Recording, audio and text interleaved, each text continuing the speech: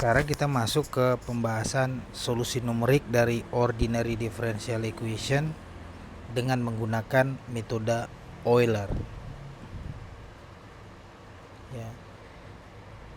Jadi persamaan diferensial yang dapat diselesaikan dengan metode analitik atau metode eksak itu relatif terbatas. Tidak semua bisa diselesaikan dengan metode analitik.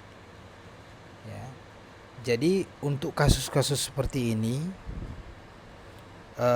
di mana persamaan diferensial dan kondisi-kondisi batas atau boundary conditions diberikan, maka kita bisa mendapatkan solusi aproksimasi atau solusi pendekatan dengan menggunakan metode numerik.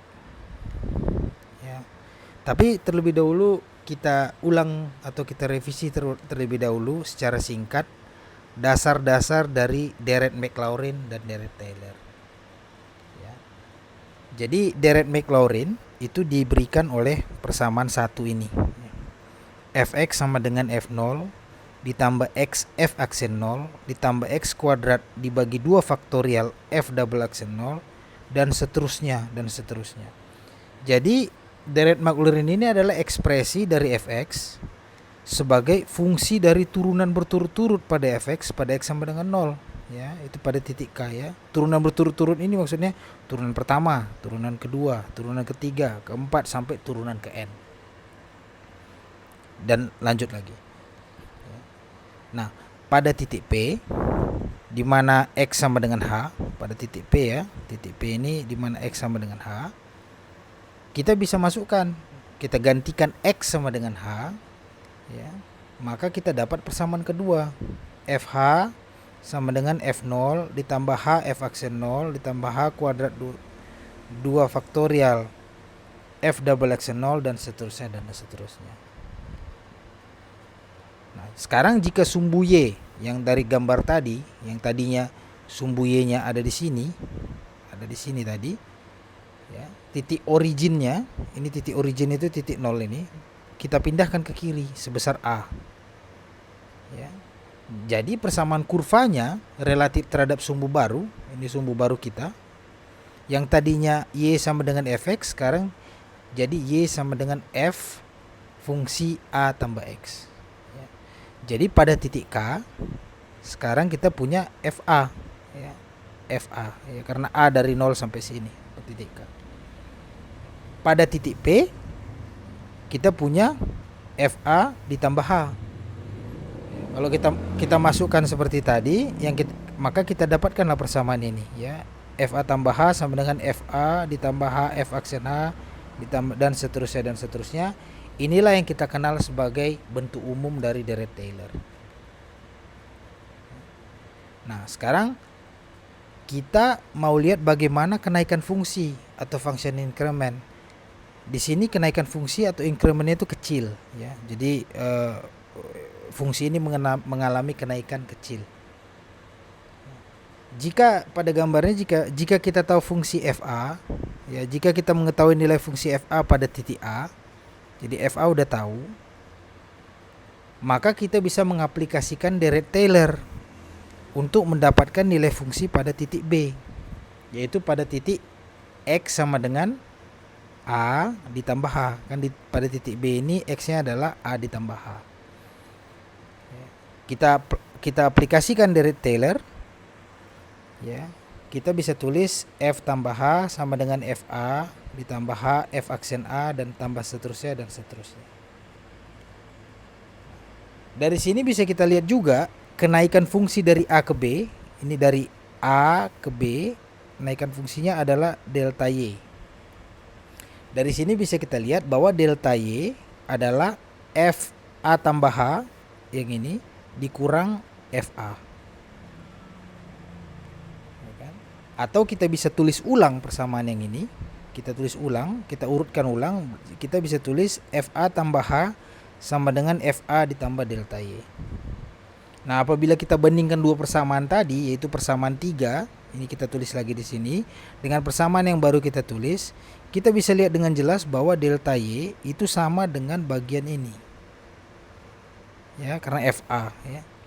Ya, jadi bisa kita tulis bahwa delta Y adalah bagian kedua dan seterusnya dan seterusnya. Apa akibatnya? Akibatnya kita memerlukan evaluasi dari turunan yang tak berhingga jumlahnya. Ya, nggak berhingga karena ada F aksen, F double aksen, F triple aksen dan seterusnya pada titik A. Tapi pada prakteknya suatu aproksimasi atau pendekatan bisa diterima dengan membatasi, walaupun kita batasi jumlah bagian yang digunakan dalam deret ini, bisa diterima. Oke. Nah, kita sekarang mau mencari solusi dari turunan pertama ini, first order differential equation, fungsi x dan y, dengan kondisi awal atau initial condition pada x sama dengan x0 dan y sama dengan y0. Jadi metode numerik yang paling sederhana untuk menyelesaikan persamaan diferensial ini adalah yang namanya metode Euler. Ini metode Euler ini tak lain tak bukan adalah deret Taylor. Kita tulis lagi deret Taylor yang udah kita tahu dari sebelumnya. Tapi pada pembahasan ini kita abaikan semua yang berwarna ungu. Artinya setelah bagian kedua dari sini ke sana, ini kita abaikan. Jadi kalau ini kita abaikan, kita bisa tulis lagi, kita dapatkan aproksimasi atau pendekatan dari deret ini. Ya, ini ada tanda aproksimasi. Oke. Tapi ini adalah aproksimasi kasar. Pada prakteknya, tanda aproksimasi ini kita bisa ganti dengan tanda sama dengan. Tapi dengan pengetahuan bahwa kita udah tahu bahwa hasil yang akan kita dapat akan sedikit berbeda dari fungsi yang kita cari. Oleh karena itu sekarang kita bisa tulis, kita gantikan tanda ini jadi sama dengan, kita bisa tulis sekarang bahwa tidak lagi aproksimasi tapi sama dengan. Tapi ingat, dengan pertimbangan bahwa kita udah tahu bahwa hasil akhirnya akan berbeda sedikit dengan fungsi yang kita cari. Nah, kalau kita lihat di gambar ini, ya, jika H adalah interval antara dua ordinat yang dekat, A dengan A tambah H, dan kita menyatakan bahwa FA itu tadi ini adalah Y0 dan FA tambah H adalah Y1, maka kita bisa menulis ulang persamaan kita ini menjadi Y1 sama dengan Y0 tambah H dikali Y aksen 0. Ya. Jadi dengan mengetahui Y0, dengan mengetahui H dan mengetahui H Y aksen 0, kita dapat menghitung Y1. Y1 itu adalah aproksimasi pada titik B. Kita lihat Y1 itu sampai sini. Nilai sebenarnya B itu di sini. Jadi ini aproksimasi, yaitu pendekatan. Ya, jadi dengan mengetahui Y0, dengan mengetahui H dan mengetahui Y aksen 0, kita dapat menghitung Y1. Contohnya, ya, jika kita diberikan persamaan first order differential equation seperti ini. dy per dx sama dengan 2 dikali 1 tambah x kurang y. Dengan initial conditionnya x sama dengan 2 dan y sama dengan 5. Cari solusi aproksimasi dari y pada x sama dengan 2,2. Sekarang kita tulis ulang. Kita punya persamaan first order differential equation dengan initial condition x0 sama dengan 2 dan y0 sama dengan 5. Dengan memasukkan X0 dan Y0 ini ke persamaan ini, kita bisa dapatkan Y aksen 0. Ya, kita masukkan X0 dan Y0, ini X diganti X0, Y diganti Y0. Kita masukkan angka-angkanya, 2 dikali 1 tambah 2 kurang 5. Maka kita dapat bahwa Y aksen 0 itu adalah sama dengan 1. Ya, jadi sekarang apa yang kita punya? Kita punya X0 sama dengan 2. Y0 sama dengan 5, Y aksen 0 sama dengan 1. Nah, sekarang kita mau X1 sama dengan 2,2. Dan intervalnya adalah X1 dikurang X0, yaitu 2,2 dikurang 2 sama dengan 0,2. Ya. Nah, sekarang kita dengan metode Euler, Y1 sama dengan Y0 ditambah H Y aksen 0. Kita masukkan angka-angka yang udah kita punya tadi, sekarang kita dapat Y1 sebesar 5,2. Jadi kita bisa lihat di gambar ini ya. Jadi pada titik A dia 5,0, pada titik B aproksimasinya adalah 5,2. Dia tidak tepat sebenarnya pada titik B, dia sedikit di bawah titik B. Tapi inilah pendekatan yang kita terima. Ya. Jadi pada titik B X1 sama dengan 2,2 dan Y1 sama dengan 5,2. Nah, pada titik B kita sekarang bisa hitung Y aksen 1 itu adalah, kita masukkan lagi ke persamaan diferensial yang kita punya, 2 dikali 1 tambah X1 kurang Y1. Sekarang kita ganti ya, yang tadinya X sekarang jadi X1, yang tadi Y sama dengan Y1. Kita masukkan X1 dan Y1, kita dapat Y aksen 1 1,2. Nah, setelah kita dapatkan pada titik B kita dapatkan X1, Y1 dan Y aksen 1. Sekarang untuk mencari nilai fungsi pada titik C, nilai-nilai ini kita perlakukan sebagai nilai starter baru. Jadi dia sekarang jadi X0, Y0 dan Y aksen 0. Kita ulang. Ya. Jadi untuk mencari nilai fungsi pada titik C, sekarang kita punya nilai X0 yang baru, yaitu yang tadinya X1. Y0 yang baru yang tadinya Y1 dan Y aksen 0 yang baru yang tadinya Y aksen 1. Nah, intervalnya tetap sama, yaitu 0,2, maka kita dapat X1 yang baru, yaitu X0 tambah H. 2,2 tambah 0,2 sama dengan 2,4, seperti yang kita lihat pada gambar ini. Jadi titik C itu X1-nya adalah 2,4. Maka sekarang dengan mengaplikasikan metode Euler, kita bisa, ini metode Euler, kita masukkan poin-poinnya, kita sekarang bisa dapat nilai Y1 pendekatan pada titik C, yaitu 5,44. Ya. Dan sekarang juga bisa kita dapat Y aksen 1 di sini, kita masukkan ke persamaan diferensial kita dapat 1,36. Jadi kita bisa melanjutkan metode ini step by step. Ya. Jadi prosedurnya pada setiap tahap kita akan dapat X1, Y1 dan Y aksen 1. Untuk tahap berikutnya ini akan menjadi nilai starter baru. Jadi yang tadinya X1, Y1, Y aksen 1, dia untuk tahap berikut dia akan menjadi X0, Y0 dan Y aksen 0. Jadi kalau kita lihat, pertama kita punya initial condition yang ini. Kita dapat ini. Baru langkah berikutnya yang ini berubah jadi initial condition di sini untuk dapat ini. Dan ini berubah jadi initial condition untuk dapat ini. Ya, kita coba hitung untuk baris ketiga. Ya, intervalnya konstan. Kita punya interval H sama dengan 0,2. Sekarang kita pakai lagi perhitungan yang tadi. Karena intervalnya tahu, X1 yang baru adalah X0 yang terakhir, yang ini, ditambah H. Maka kita dapat di sini adalah 2,6. Y1 kita aplikasikan Euler metode Euler, rumusnya ini. Kita masukkan angka-angkanya, ya. Kita dapat 5,712. Nah, pada titik ini kita akan dapat Y aksen 1 yang baru, ya, dengan ini persamaan diferensial kita tadi.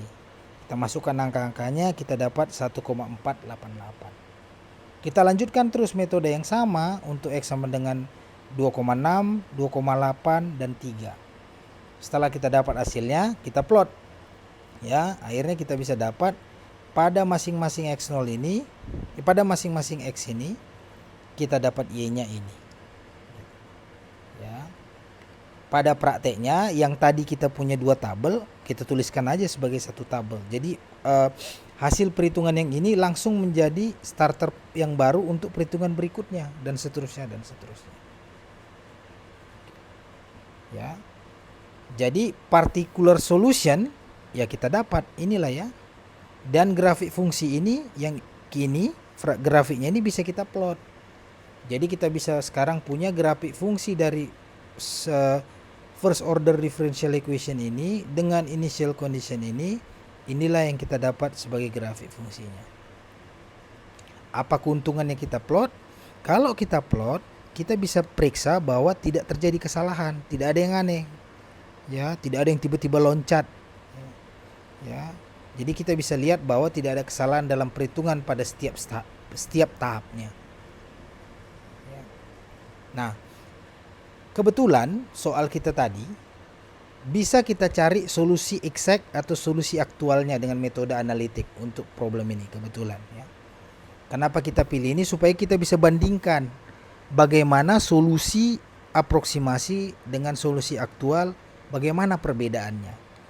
Dengan metode integration factor ya, tidak dibahas di sini, di bagian lain, kita dapatkan bahwa Y sama dengan 2X tambah E pangkat 2 kurang X itu adalah solusi eksak dari first order differential equation ini.